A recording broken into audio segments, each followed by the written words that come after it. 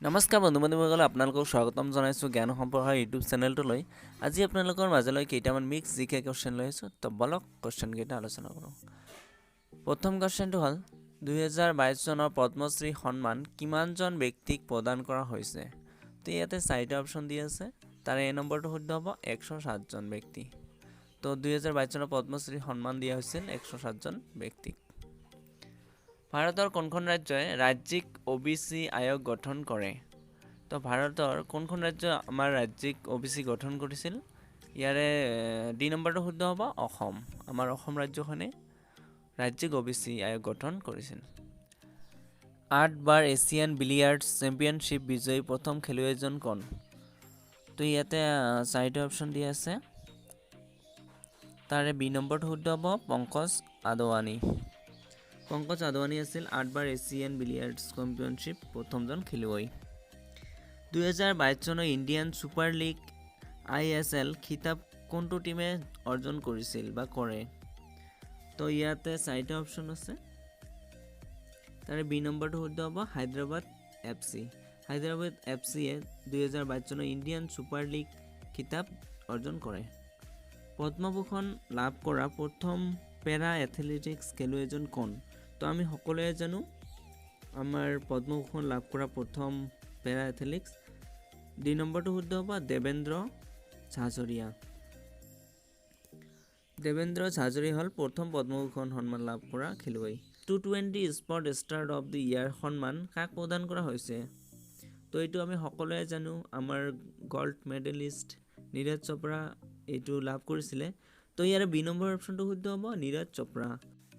নাছা পৃথিৱীৰ সৌৰমণ্ডলৰ বাহিৰত কিমানটা নতুন গ্ৰহ আৱিষ্কাৰ কৰে? তো নাছাই সৌৰমণ্ডলৰ বাহিৰত পৰ্যবেক্ষণ কৰাৰ পিছত 65টা নতুন গ্ৰহ আৱিষ্কাৰ কৰিছিলে। তো ইয়াৰে এ নম্বৰ অপশ্যনটো শুদ্ধ হ'ব 65টা। তো নাছাই সৌৰমণ্ডলৰ বাহিৰত 65টা গ্ৰহ আৱিষ্কাৰ কৰে। বিহাৰ ৰাজ্যৰ স্থাপনা দিৱস প্ৰতি বছৰে কোন তাৰিখে পালন কৰা হয়? যে বিহাৰ ৰাজ্যখন যেতিয়া স্থাপন কৰা হৈছিল 22 মাৰ্চ তাৰিখে। তো ইয়াৰে চি নম্বৰ অপশ্যনটো শুদ্ধ হ'ব 22 মাৰ্চ। 22 মাৰ্চ তাৰিখে বিহাৰ ৰাজ্য স্থাপনা দিৱস হিচাপে পালন কৰা হয়। দি লিটিল বয় অফ জয় প্ৰসিদ্ধ কিতাপখনৰ লিখক কোন? দি লিটিল বয় অফ দি জয় প্ৰসিদ্ধ কিতাপখন লিখিছিলে আমাৰ দালাই লামা। তো ইয়াৰে এ নম্বৰ অপশ্যনটো শুদ্ধ হ'ব দালাই লামা। দি লিটিল বয় অফ জয় প্ৰসিদ্ধ কিতাপখন দালাই লামাই লিখিছিল। ভাৰতৰ কোনজন ক্ৰিকেটাৰক মালদ্বীপছ খেল পুৰস্কাৰ স্পৰ্ট আইকন প্ৰদান কৰা হয়? তো আমি সকলোৱে জানো ইয়াৰে ডি নম্বৰ অপশ্যনটো শুদ্ধ হ'ব সুৰেশ ৰাইনা। সুৰেশ ৰাইনাক ভাৰতৰ কোনখন ৰাজ্যই নিজৰ ৰাডাৰ ইমেজিং ছেটেলাইট EOS-04 উৎক্ষেপণ কৰে? তো EOS-04 উৎক্ষেপণ কৰিছিলে। ইয়াৰে বি নম্বৰ অপশ্যনটো শুদ্ধ হ'ব অন্ধ্ৰপ্ৰদেশ। অন্ধ্ৰপ্ৰদেশ ৰাজ্যখনেই ৰাডাৰ ইমেজিং ছেটেলাইট EOS-04 উৎক্ষেপণ কৰে।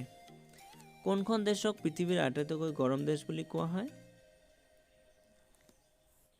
পৃথিৱীৰ আটাইতকৈ গৰম দেশ হিচাপে ঘোষণা কৰা হৈছিল কুৱেইটক। তো ইয়াৰে চি নম্বৰ অপশ্যনটো শুদ্ধ হ'ব কুৱেইট।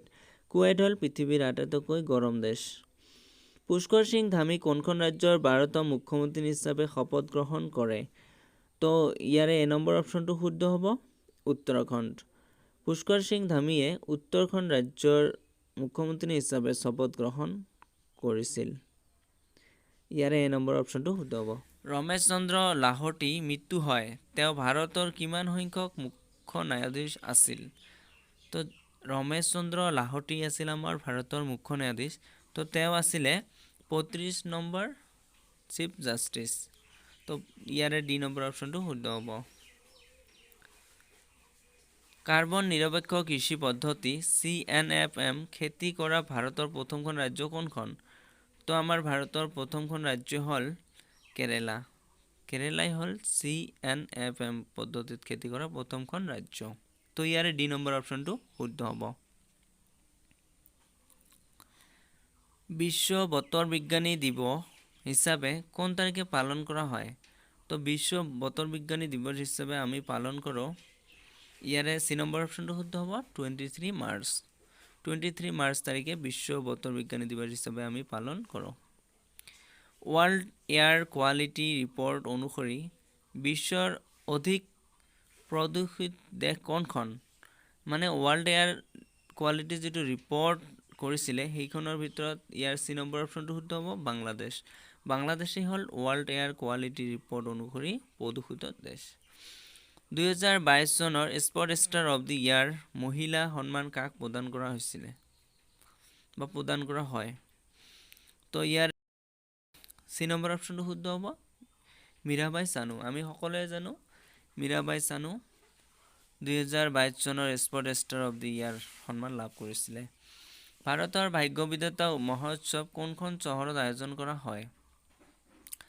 ভাৰতৰ ভাগ্য বিধাতা মহোৎসৱ এ নম্বৰ নতুন দিল্লীত আয়োজন কৰা হৈছে। ইয়াৰ এ নম্বৰ অপশ্যনটো শুদ্ধ হ'ব নতুন দিল্লী। 2022 চনৰ ছুইচ অপেন খিতাপ কোনগৰাকী ভাৰতীয় খেলুৱৈয়ে অৰ্জন কৰে? ছুইচ অপেন খিতাপ 2022 চনত লাভ কৰিছিলে PV সিধুৱে। ইয়াৰে এ নম্বৰ অপশ্যনটো শুদ্ধ হ'ব PV সিধু।